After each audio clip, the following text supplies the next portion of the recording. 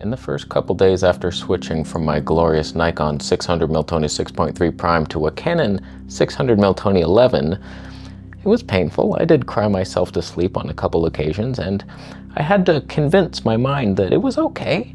It's fine, you'll get some nice shots eventually. And I did, and now I love it. All I want is the perfect camera. All I want is the perfect camera. So I went out for a little nature walk, Canon R5 II, 600mm 11 prime, doing a bunch of tests, 8K 60 versus 4K 120, HD 240, just getting used to the setup, and now I find I'm very comfortable and I love going out with this.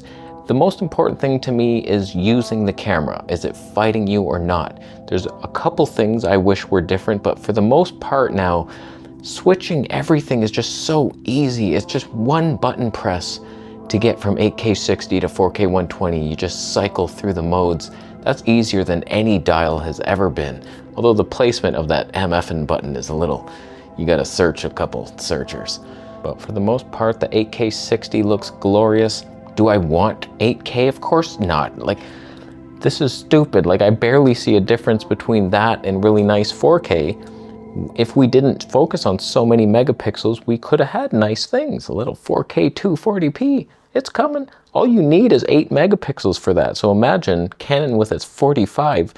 What are we gonna do? Downsample, line skip, like corners were cut. For the jabrones in the comments section who say, what's with the mode? Who cares if it's on the left side? You just set it to where it is and then you go. You don't change it. You're dumb. You're the dumbest. When I shoot, there's occasions that require the sharpest look. A bird is very still, so it's like 8K 60 would fit that. You're not moving. Sharpest look, I can punch in, like teleconverter 2 times on my lens with no downsides. Or maybe he's moving a bit. Oh, whoa, he's about to fly. HD 240, anyone? So like, imagine trying to switch with a left-handed freak. Now I just have a button. So like, that's how I do it. For example, here we have a glorious moment where a bird was very peaceful, little song sparrow. I was like, okay, I started with the HD 240. I was like, what's he gonna do? Not much, really, but so you can see the various options. We got the sharpest on the right with the 8K. It's barely sharper than the 4K 120, I think. It is, but you'd really have to nitpick and you're punching in or you're watching on a giant TV. Like for most people, I prefer the 4K 120, but I know that the 8K 60 is Canon's perfection. It uses the whole sensor. There's no bullshit with the line skips. So like 4K 120p and HD 240 are a little crippled, but they still look better than the competition. I would argue that Nikon's HD 240 is probably sharper. It's a 5% crop. They probably did that on purpose so it wasn't completely line skipped or it was like an exact every other line, whereas Canon's doing like 2 out of every 3. Something bad happens. A hawk or a pigeon or I don't know what that was, but you see the difference in the stabe. Like when you're HD 240, magic happens and the stabe's always so beautiful. These moments. You know the funnest thing about this setup, I didn't even realize it. This might be a Canon first, but Canon lets you do pre-recording for HD 240 and 4K 120, not 8K 60 RAW for some reason. That would probably chew through the battery like you wouldn't believe. But do you have any idea how many times I've been sitting watching a bird and I'm just recording for hours, HD 240, I'm like, do something. Oh man, you're not doing it. What a long clip that was.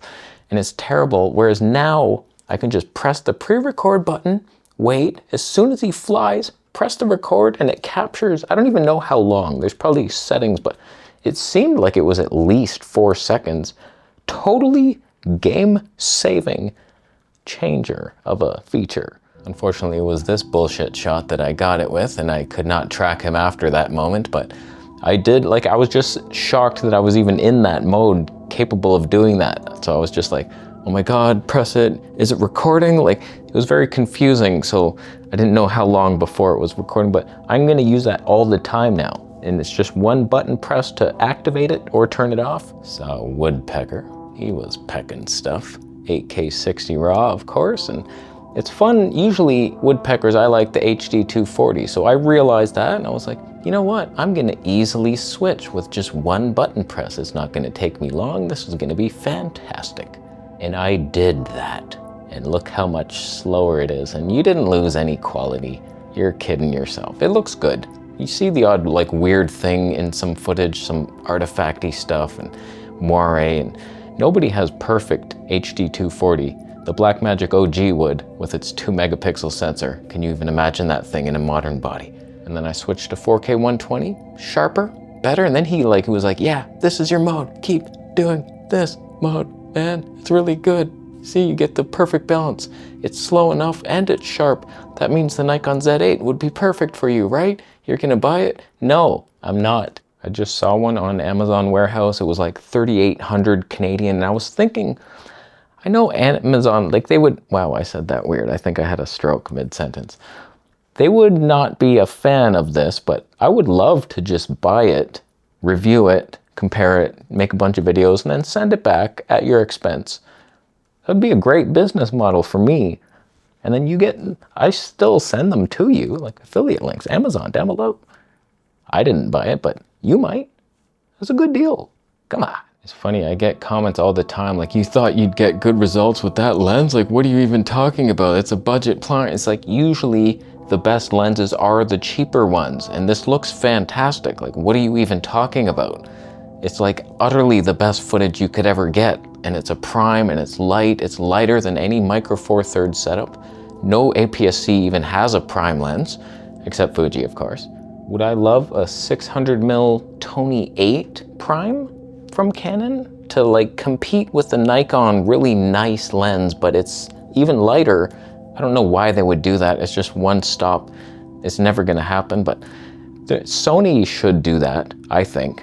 They have no prime. It's ridiculous. Other than the obvious like $15,000 primes, those don't count. What are you even doing? So like Nikon has the sweet spot with like almost pro level glass, slightly slower, kind of pricey, but affordable. That's the best. Canon has like the budgetest option. I do believe this would destroy anything. Olympus, 300mm Tony 4, like no, your video specs don't even compare. People just balk at that Tony 11 and they're like, nope, that's slow, that's ridiculous. Like you can obliterate the background if you get close enough to something. And if you're in video during the daytime, it's like plenty good enough. There's plenty enough light. I've done teleconverters where at Tony 11, it's like, that's fine. But I'm getting used to Canon now and it's growing on me. Every day you learn a system, more and more things become easier. Like just switching modes in here if I want to do 8K or 4K, like that one system is very good, that menu. You can do everything in the codecs raw here and then boom, boom, boom. You get quick, and out there in the field, it's like I switch my autofocus areas with the little control ring on the lens. It's not perfect, but it works. I don't love moving my hand. And the only thing I would want is that manual focus button to just do it. None of them seem to work. One of you jabrones was like, if you go into one shot mode and turn it into manual focus and then the back button can spot track a thing and you hold it while you're like, what are you even doing? It should be one button switches into manual focus. That's all I want. We're in autofocus most of the time, but the odd time I want to switch quickly into manual focus. And I don't like that switch. I do it and it's okay, but Canon has really good peaking and the manual focus is sensitive enough. It's like perfect. I could be in just manual focus. And there's my first overheating warning of the day.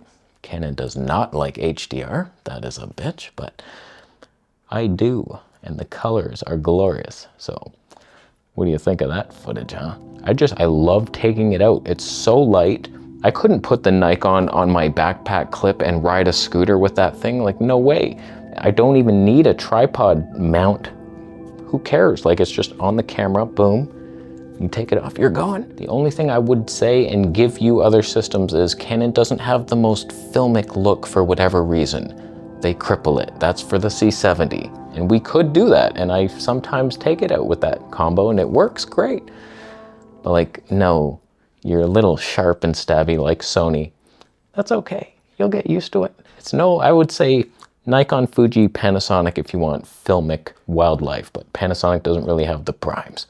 Get real with yourself. So there we have that. Available through affiliate links? I do believe so. Amazon. Let's all go today. Is it unethical to buy gear knowing you would return it? That's why I don't do it. Someone else bought it. They're probably doing it. They don't even have a YouTube channel to bring you the information. It's just for themselves. Selfish. I'll leave. How you doing? Subscribe for more, man.